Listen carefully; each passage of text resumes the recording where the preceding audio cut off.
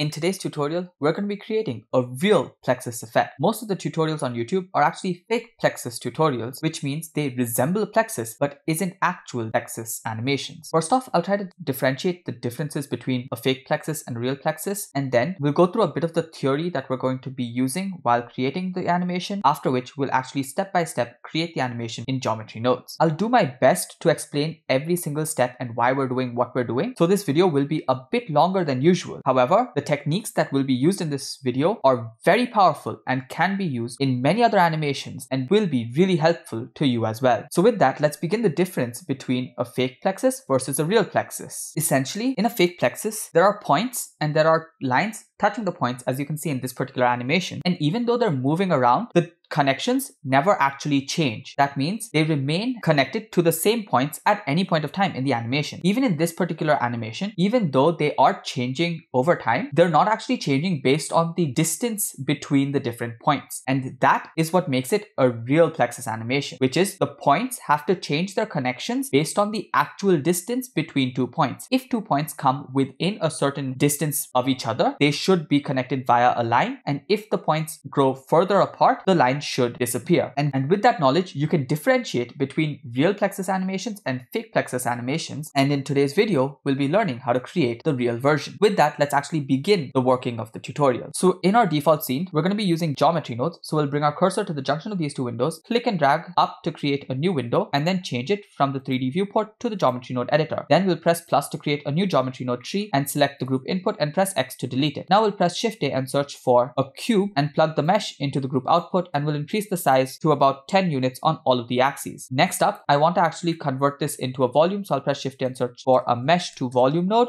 and plug that in right after the cube, and I'm going to decrease the voxel amount all the way to 2 so that it's faster to render and also covers up the space fairly well, which aligns with our requirements. Then we want to distribute some points within the volume, so I'll press Shift A and search for a distribute points in volume node and plug that in after the meshed volume. Now these points are what's going to act as the basis between which all of the lines will be drawn. So you can always increase and decrease the density from here, and you can always change the size of the cube from this cube box over here. So for testing purposes, because I'm also recording, I'll keep the size actually down at 5 and I'll keep the density at 1 itself. Next up, for the plexus animation, because it has to be dynamic motion, we need all of these points to actually move. So to move the points, we'll press Shift and search for a set position node, plug that in after the distribute points in volume, and we'll actually change the offset using a noise texture. So I'll press Shift and search for a noise texture, and I'll directly plug this into the offset. However, everything gets shifted by 0.5, so I'll press Shift and search for a vector math node, change it from add to subtract, and just subtract 0.5 on all of the axes, after which I'll also scale up the noise by searching for another vector math node and changing it to multiply or scale, because it has to be scaled by the same number on all of the axes. So now to actually loop the noise texture, we're going to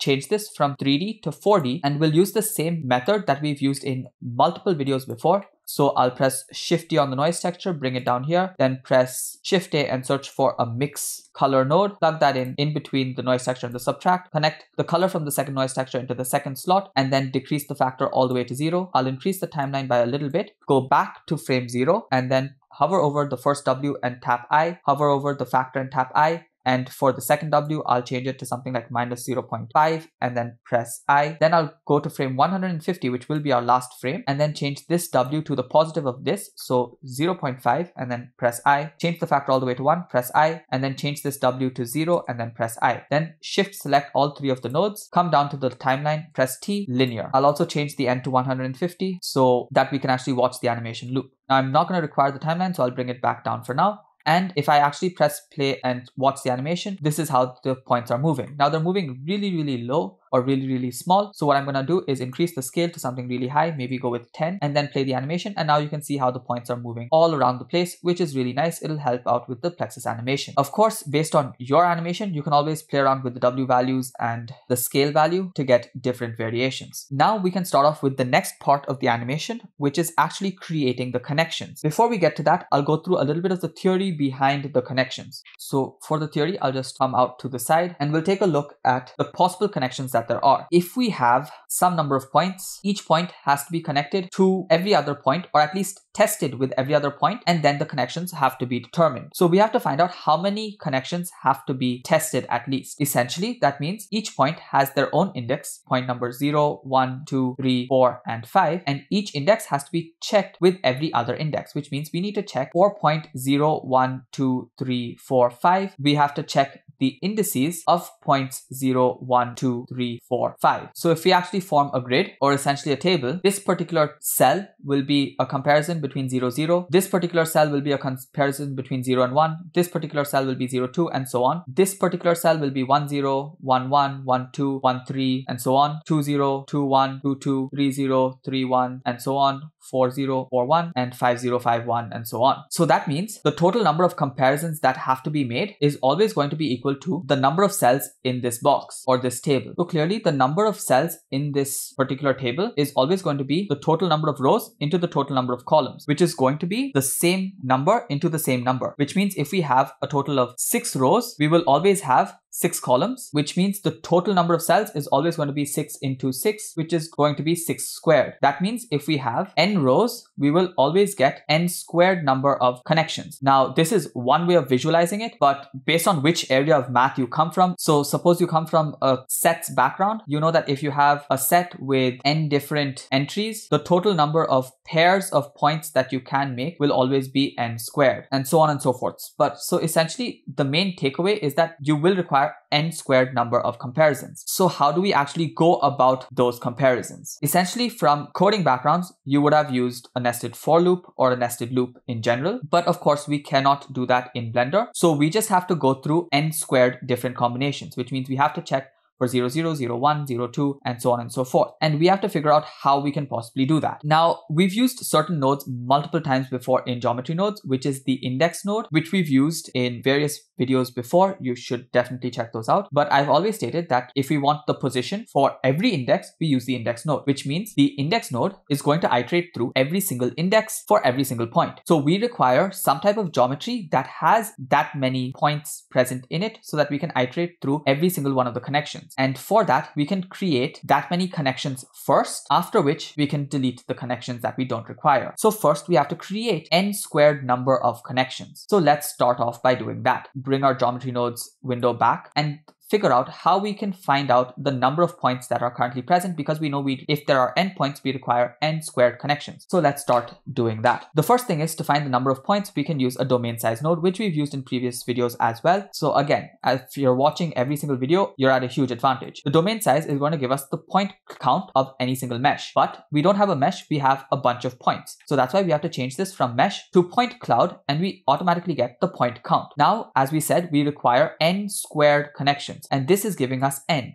So to make the right number of connections, we have to square this, and we can do that with a math node. So we can search for a math node and change that math node from add to power, and we can raise the exponent by 2 to make it n squared. The base has to be the total number of points. Now this output is the right number of connections for every single point to be connected with every other point. So we actually require that many points. So we'll press Shift A and search for a points node and plug this value into the count. So now we have n squared number of points just present in this node, but not yet present in the actual geometry because it's not connected to the group output. So to connect them, we'll press Shift A and search for a join geometry node, plug that in right before the group output, and then take this points and plug that into the join geometry. Now we have n squared number of points present right at the center over there. If you see, if you remove this particular connection, that point in the center disappears, which means all n squared points are present right there in the center. So let's add that back. Now, because I'm also recording and the screen is becoming a bit laggy, I'll just reduce the density down to 0.2 for now. Now let's take a look at what we need to do. For every single one of these connections, we actually need to assume that the connection is between index 0 and index 1. So yes, let's actually look back at the table. If we look at the table, we can actually label this particular cell as cell number 1, and then we can assume this table is cell number 2, which means it has an index of 2. So this connection between 0 and 1 will have an index of 2. This connection between 0 and 2 will have an index of 3, and technically indices start from 0, so it's going to be 0, 1, 2. This connection between 0 and 3 will have an index of 4. So like that, we can have a unique index for every single one of these cells. And for each index, we need to compare the position of point of index 0 and point of index 0 as well. Or for, let's say, this particular connection, we need to find the position of the point that has an index 2 and the position of the point that has an index of 3 and compare the distance between them, or essentially make the connection between these two. Later on, we'll talk about the distance and deleting anything that's greater than a certain value. But the first thing that we have to do is actually create the connection between these 2 points. So irrespective of the index number, we need the actual index of the points that were created in our point cloud and not the connection points that we have created. So we have to figure out a way of doing that. If we actually take a look at the indices, we can see that if we went index 0, 1, 2, 3, 4, 5, 6, 7, 8, 9, 10, 11, 12, 13, 14, 15, 16, 17, you see the first 6 indices are all 0. Then the next 6 indices are all 1. I'm talking about just the first index that we're doing the comparisons with. Then the next 6 are all 2s. And if you look at the second ones, they go 0, 1, 2, 3, 4, 5. 0, 1, 2, 3, 4, 5. 0, 1, 2, 3, 4, 5. So we have to actually create this pattern of having 6 zeros, or essentially n zeros, and then n ones, n twos, n threes, and then comparing them with 0, 1, 2, 3, 4 till n, and then making it wrap back to 0, and then going 1, 2, 3, 4, 5, and so on and so forth. So the way we can do that is by actually looping through all of the different indices, all n squared indices, and actually doing some math to bring them back down to these zeros or the ones. So let's take a look at how we're going to do that. In our geometry node tree, remember, this domain size is giving us the value n. In this case, we have 137 points. Now, if we take an index value that is eventually connected into this particular branch of the node tree, we will get n squared indices. So eventually down the line, we have to make sure that the right side of the index value node is connected into this particular branch. And yes, that is exactly what we're going to do, because we're going to eventually delete all the points or all the connections that are greater than a certain distance. So we're going to be connecting into this particular branch. So if we just search for an index node, it's going to loop till n squared. This is going to give us n. Now, if we take a math node and we set it to divide, and we divide the index by the point count, we are going to get a value of 0 point something for all the indices that are lesser than the point count. Next, we're going to get a value of 1, which means it's going to be 0 for the first n entries. After the first n entries, this index is going to become greater than the point count, and we're going to get a value of 1 for the second set of n indices. Then we're going to get a value of 2 for the third set of n indices. So if that makes sense, we're actually getting the same pattern of 0, 0, 0, 0 n number of times, then 1, 1, 1 n number of times if we use this, but it is 0 point something and 1 point something. We don't want that point something, so we search for another math node and we change it from add to floor. And this way, it just removes all of the decimal places and we get only the initial value. So this output is going to be 0, 0, 0, 0, 0, 0 n number of times, then 1, 1, 1, 1, 1 n number of times, and so on and so forth. The next thing that we actually have to do is get numbers going 0, 1, 2, 3, 4, 5, etc., and then wrapping back to 0, 1, 2, 3, 4, 5. Now we can do that using the modulo function. Remember, the modulo function gives the remainder after division. So we search for a math node and change this from add to modulo, which is present under the rounding, and essentially this gives the remainder. So when we have this particular point count and we have the index divided by the point count, we're going to get the numbers remaining. So essentially 7 modulo 3 is going to be 1, because 3 2s are 6 and 7 divided by 3 is essentially going to be 2.33333, with a remainder of 1.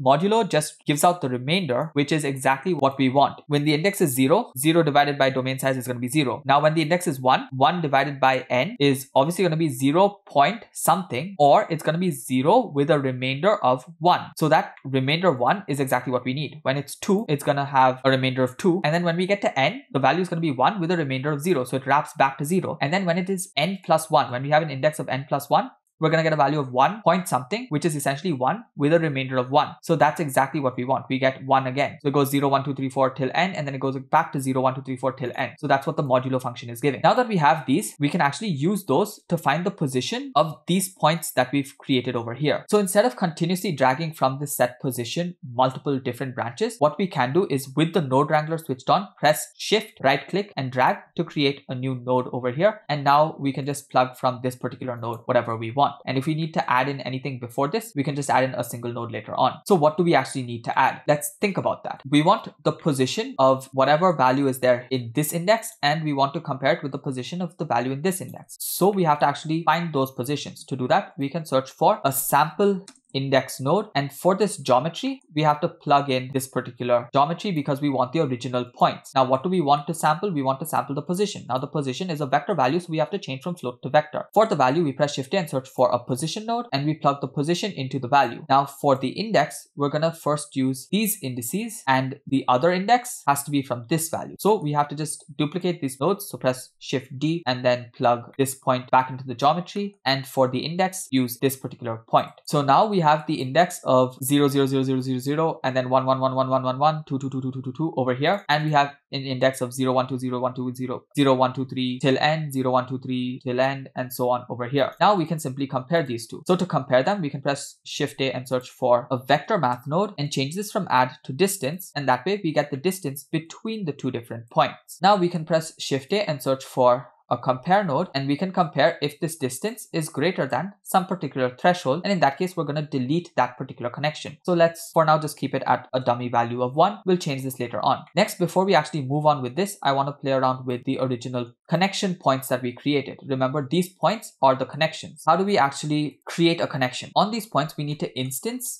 a bunch of cylinders. Now you could instance the cylinders first, place them in their positions, and then delete them. However, if you choose to go in that order of sequences, it might be slightly easier to understand, but because we're creating every single cylinder connection there is to make, it takes a huge amount of processing power on your computer or your laptop, and so the chances of Blender crashing is very, very high, and also it just slows down your rendering by a lot. So it's always smarter to delete the unnecessary connections first before actually instancing the cylinders. However, remember, the right side of this particular setup has to be connected to this geometry with n squared number of points. If we delete geometry first and then we plug this in, we no longer will be having n squared number of points, so we won't be able to find or keep track of the positions at which the connections have to go. Remember, we only have the points, we don't have the real connections between the 2 points yet. To create the connections, we're going to eventually have to take a cylinder and set their position accordingly. But for that, we need the positions, and to get those positions, we have to iterate through these indices, which have to iterate n squared number of times and not the deleted number. And because of that, we can simply capture the attributes right now before we delete any of the geometries. So to capture the attributes, we press Shift A and search for a capture attribute node, plug that in right over here, and we want to capture the positions of the connections. So we change this from float to vector, and for each connection, remember, we have a starting point and an ending point. This two, or the output from this and this, is essentially going to be one connection that contains of, we can call this the starting point and this as the ending point. So let's think about that. We have to take for each connection where it begins and store that right here, and we also need to take for each connection where it ends and store that in another capture attribute node. So we'll take this, press Shift D, plug that in here, and take this value, which is where it ends, and plug that in here. Now we should go about why exactly we're doing this, and that is because for index number n, or we should know exactly what is getting captured over here. What's getting captured is for index n, or let's say for index 1, we're capturing a start position and an end position, which means the first connection, which is between point 0 and point 0 itself. We're finding the start position of the connection and the end position of the connection. Then for index number 1,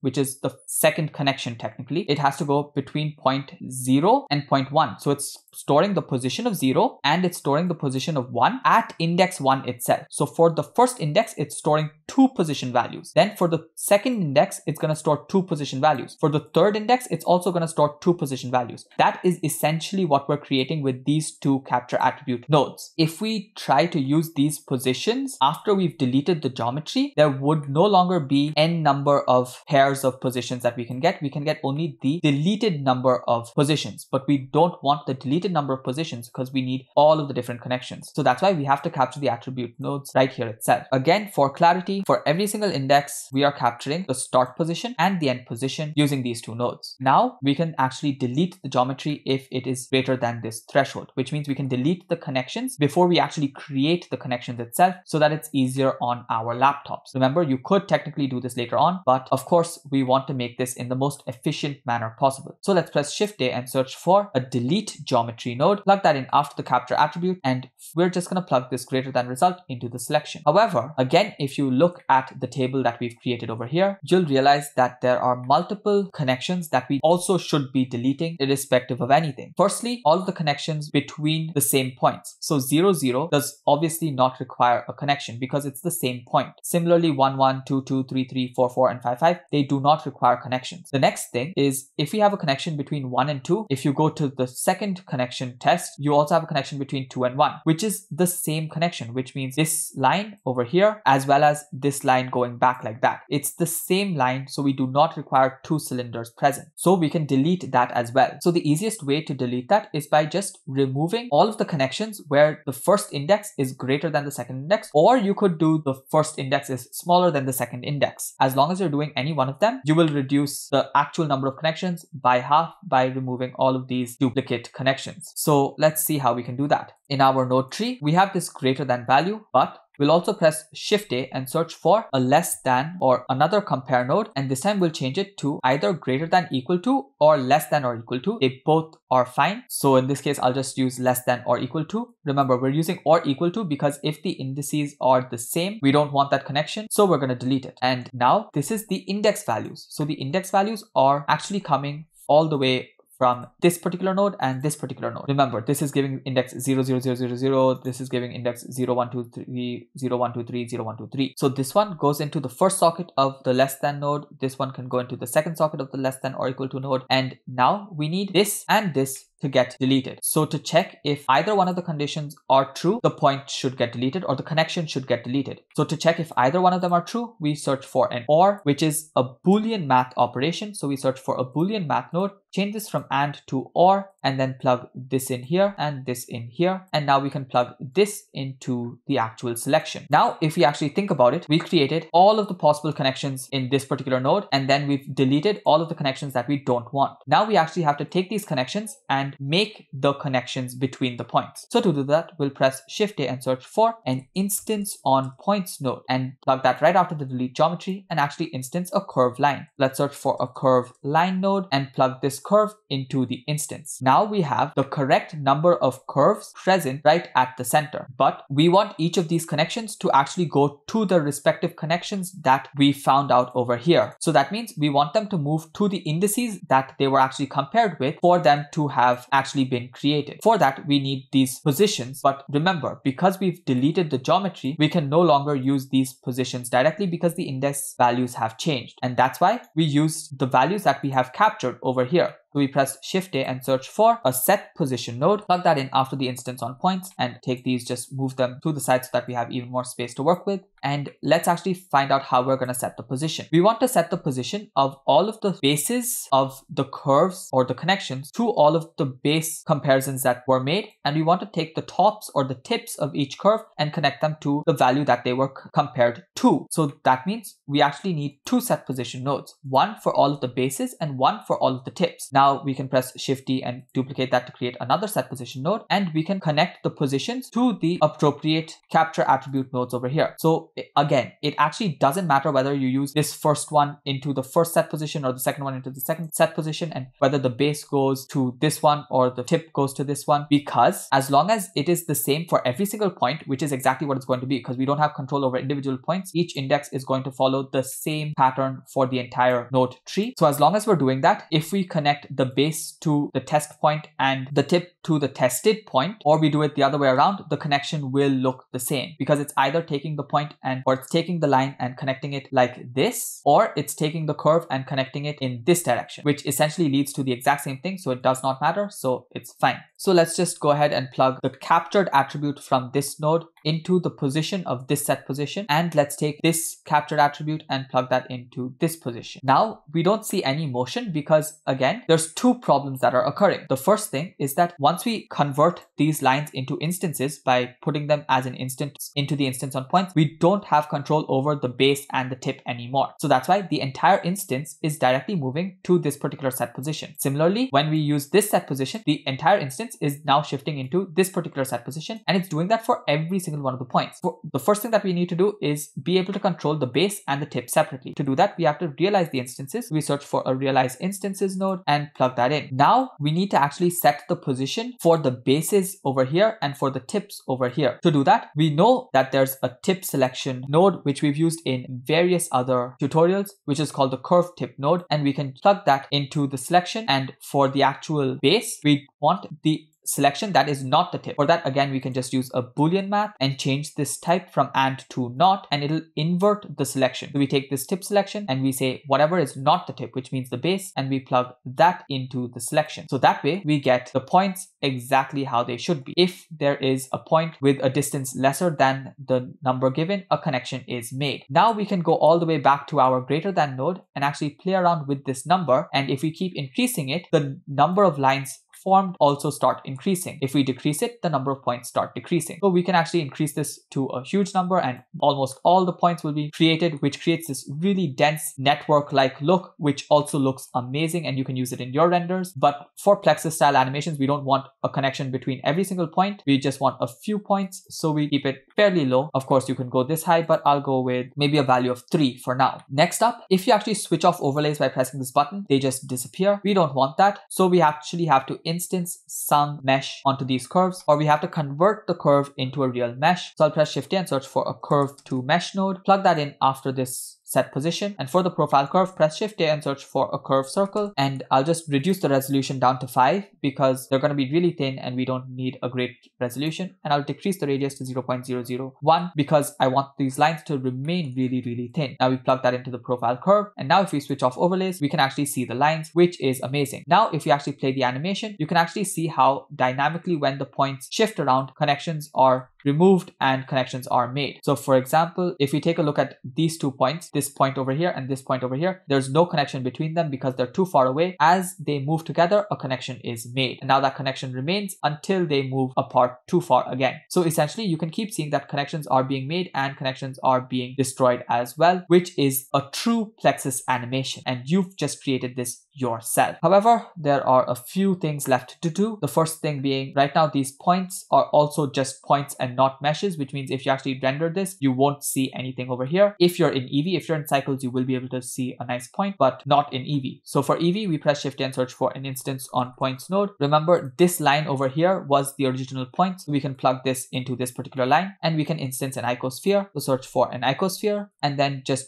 reduce the radius down to 0.01, increase the subdivisions to maybe 2, and plug that into the instance. Okay, the radius is a bit too small, so let's change that to 1. And now we have spheres. Of course, play around with the radius to the size that you want. I think I'll go with 0.05. And now we also have to set the materials. So this particular line is all of the lines that we've created. So I'll press Shift A and search for a set material node, plug that in over here, go to the material properties here. The default material is present. We'll change the name of the default material to lines, and we will select lines from this particular set material. Then we'll press Shift D, plug that in here, and add in a new material slot by pressing this, press new, and then change this material to dots, and we'll change this set material to the dots. Then I want all of these icospheres to be shaded smooth, so I'll press Shift A and search for a set shade smooth node, plug that in, and you are done with the geometry node tree. Congratulations. The next thing that we have to do is the actual materials. So we'll shift over to the material properties or the shader editor, and we have dots selected. So let's play with the dots material. I just want that to be plain black, and the easiest way to create a plain black material is just remove anything to the group input. To actually see the changes, we'll switch over to viewport shading of rendered, and now you can see that these dots are actual dots. Now you could be really fancy with the lighting and actually give this light a color. Let's say this type of a color, increase the power to maybe 10,000, make it really bright. Go and set all of our defaults, which is switch on ambient occlusion, bloom, screen space reflections, and then go to our output properties, change the frame rate to 30 frames per second, change the end frame to 150 that we already did. Output folder is going to be wherever you want it to be. File format is going to be FFmpeg video. Encoding has to have a container of MPEG-4 and an output quality of perceptually lossless. Then we can take this light, press Shift D to duplicate it down somewhere and change this one's color to maybe a reddish color. And that way you get like this dual tone plexus animation. And there's actually a lot of different things that you could do. You could make these connections metallic and so on and so forth. However, I want to keep this extremely minimalistic. So I'm going to go to my background world and change this all the way to white. Then I'm going to go back to my material properties, choose lines. And for the lines, I'm just going to press X to delete the principal BSDF, press Shift A and search for an emission node. And I'm going to actually keep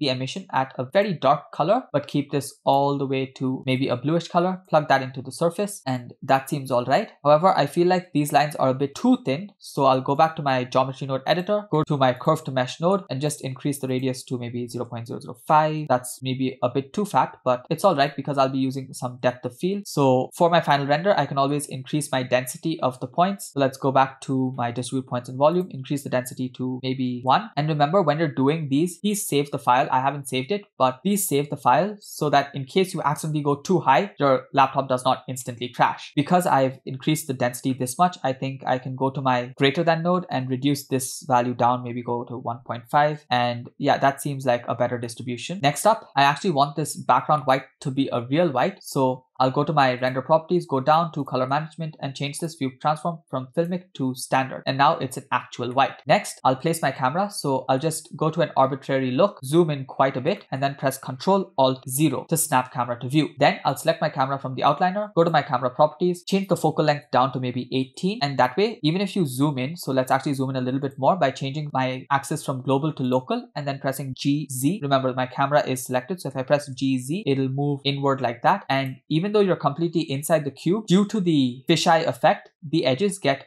fewer lines and the center gets a lot denser. So that's something that I actually like. Then I'll go to my viewport display and increase passport out all the way to 1. And this is what the render actually looks like at the moment. Of course, you can't play this back in real time with this much geometry, but I can see the connections changing and that's good enough. The last thing that I want to do is add in some depth of field. So I'll go to my camera properties, check the depth of field box, expand it and decrease the f-stop down to maybe 0.8 or go even lower and just play around with the focus distance and things like that till you get something that you are happy with. So with that, if you get any point that's coming way too close to the camera like this, just play around with your camera position. So in my case, I'll press N to open this side panel, go to view, click lock camera to view, which is this button over here. And then you can just move around the way you generally move around your 3D viewport. So just find something that suits your look. Of course, to zoom in and out, apart from changing from local and moving on the Z-axis, you can just control click your middle mouse button and drag to move around. Find a position that you're happy with. And once you're happy with it, press render animation. With that, you should be able to create all of these different types of really cool sci-fi plexus style animations. You could have dark backgrounds with emissive plexus animations, or you could have light backgrounds with dark, which is what we did. And remember, this effect is only the base to a lot more. In the coming weeks, we will actually be taking this base and doing a little bit more and adding on to it to create really cool results, which I'm sure you'll appreciate. So if you want to watch those, be sure to subscribe, and thank you so much for watching till the end of this video. The watch time really helps out, and until the next video comes out, which is going to be tomorrow because I release videos every single day, keep creating and stay creative.